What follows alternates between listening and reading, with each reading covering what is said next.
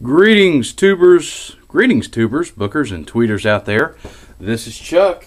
You know what time it is. It's time for another long-awaited edition of Shower Curtain Movie Review, where I go and see a movie that came out over the weekend, and I give my review of it, and I rate it using the shower curtain rings on my shower curtain here, with 1 ring meaning it was terrible, and 5 rings meaning it was awesome, amazing, spectacular, incredible. So, Jamie and I this weekend had a chance to go out to see the new Seth Rogen film, The Green Hornet, which came out in theaters this weekend, and eye-popping 3D. And yeah, I kept my glasses because I paid for them, and I know I'll never use them again, but I paid for them, so I'm keeping them. Anyway, so yeah, we had a chance to go see The Green Hornet this weekend. Most of you all know the Green Hornet is sort of a character that's he's semi-popular. Not a lot of people are, I don't know, are probably aware of him. He's a lot like, for those of you that don't know, the Green Hornet's he's kind of like Batman. He's a multi-million-dollar. He doesn't have superpowers. He's a billionaire. He has lots of gadgets, and he's a newspaper tycoon by day, Britt Reed, and at night he goes out with his sidekick Kato and fights crime with high-tech gadgets as the Green Hornet. But yeah, the Green Hornet started out as a radio character, I believe, in the 30s, and over the years there have been comic books, I believe it's a couple of 1940s serials, and what else? Oh, there was a 1960s television series which I used to watch as a kid. When I was a kid, I used to watch reruns of the 60s Batman television show, and I loved it. And they also showed reruns of this 1960s Green Hornet alongside that, and I used to watch that as well. And it had Van Williams as the Green Hornet and Bruce Lee as Kato. You know, Kato's sort of this, kung fu master and whatnot. So anyway, yeah. So I've been familiar with the Green Hornet. Always kind of really liked him. Thought he was a pretty cool character. Another thing about the Green Hornet is he poses as a bad guy to trick the other bad guys into letting him get close so he can take them down. But the flip side of that is the cops are after him too. So, yeah, so that's a cool thing about the Green Hornet. So, anyway, we had a chance to go out and see it this weekend. The Green Hornet tells the story of Britt Reed, who's sort of this party playboy, and his dad runs this newspaper, the Daily Sentinel. And his dad dies, and so he's left with the Daily Sentinel, and he doesn't become the Green Hornet out of, vengeance, like my father's dead, so I must seek vengeance, It's nothing like that. He becomes the Green Hornet out of boredom, which I think is really kind of a cool thing, He's like, I've got all these cool things. I think I'm just going to do something crazy and go fight some crime, So that's kind of a cool thing about this story. And when I went into the theater to see this, I was a little leery. I like Seth Rogen about as much as the next guy. I think he's funny and stuff, but like everybody else, I thought Seth Rogen as a superhero, as the Green Hornet, and I was really kind of afraid they were going to make the Green Hornet silly, and stupid, and I really didn't want to see that. The Green Hornet, I mean, he's not funny. He's like Batman. I mean, he's a serious character. So yeah, I was a little leery. I thought, this might be kind of stupid. So yeah, so anyway, I'll give you my review and tell you what I thought. I loved this movie. I thought it was great. So I'll just boil it right down to it, okay? Seth Rogen did a great job in this role. The movie itself was filled with action, and it was just really awesome and had a lot of action in it. But at the same time, it was also kind of comedic. It had a nice balance between both.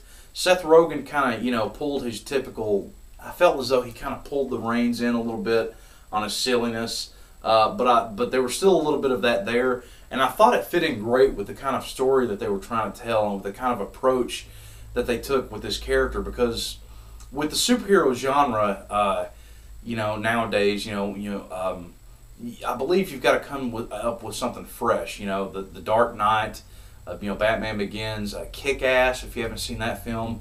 There's some new ideas and some new approaches, and they're even going back and they're rebooting Spider-Man, which I guess they're going to try to retool that. But yeah, this film, the first I guess in the line of superhero films that are about to come out pretty soon. We got the Green Lantern coming out, Thor, Captain America, and I believe the Avengers and whatnot. But like I say, I think when you do a film like this, you've got to bring something fresh to the table, and I really believe that they were able to do that. It wasn't anything like I thought it would be.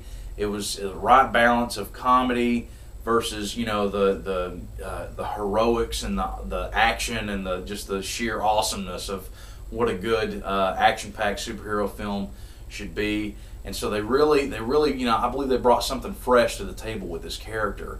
So yeah, really loved the film. The 3D looked amazing. I mean, the visuals, the special effects, with the 3D and the action sequences were just, I mean, they were exciting. They were just, it was awesome. I loved it. I mean, this movie really put a smile on my face when I watched it. But yeah, definitely awesome. There were a few things I didn't like about the movie. Wasn't a big fan of the villain. The villain in this is sort of a mafia type guy. His name's Chudnovsky, and you know, I don't know. I felt as though we've kind of seen his character before. He reminded me a lot of El Guapo in The Three Amigos. If you ever seen the movie, he's sort of the villain that's insecure about himself, you know. And while it was funny, it was just kind of like, we've seen this before. You know, he's kind of like, you don't like my suit. You don't think I'm scary? You don't? Well, I'm gonna blow you away. You know, it was funny, but I don't know. It was whatever. It was what it was. Another thing I didn't like about the movie was there was this one particular scene in which the villain, you know, calls everybody up and he's like, I want you to find the Green Hornet and kill him. And so they go into this sort of like split screen thing of like everybody that he knows going and telling.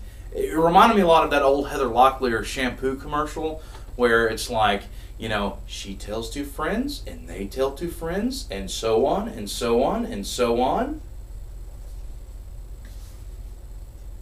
So anyway, it reminded me a lot of that, and I thought that was, you know, silly, and they should have just taken that out.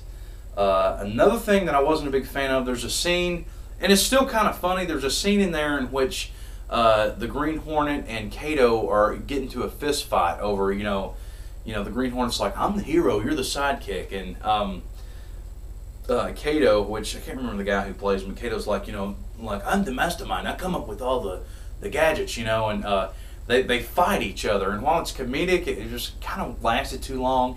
It reminded me a lot of the Family Guy episodes where Peter fights the chicken, and while that's funny, I don't know, I didn't think it was right for this movie. I mean, it was funny, but it was like, okay, let's get on with this. It just went on too long. So yeah, but whatever. But the rest of the movie was great.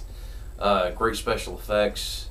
Really awesome movie. So I guess the final question would be, the Green Hornet, wait for it to come out on DVD or go see it in the movie theaters? I would say definitely go check Green Hornet out in the movie theaters. I mean, it's a fun movie. It'll make you laugh. It'll keep you on the edge of your seat. And it's just fun. I mean, if you're looking for a movie to go see that's fun, just entertaining, looking for a good superhero flick, definitely go see this. And plus, with DVD movies, you know, I don't think 3D translates well to DVD, and I don't guess Blu-ray. I haven't really watched a 3D Blu-ray movie before. I don't know.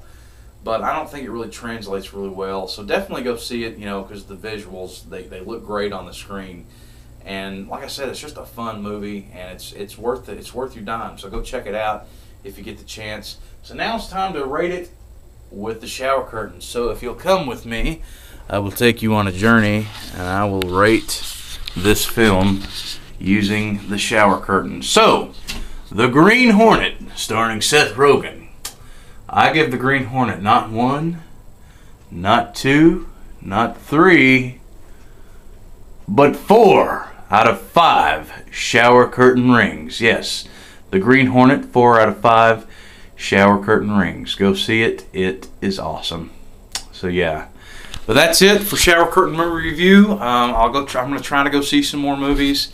It's expensive, folks, I'm telling you, but I definitely want to do more of these videos more often because I really have fun doing them. And I assume that you all out there enjoy my shower curtain movie reviews, so I want to make you happy too. So anyway, I hope everyone's having a great week. Happy Martin Luther King Day, MLK Day today. And yeah, I'll see you on the next post. Bye.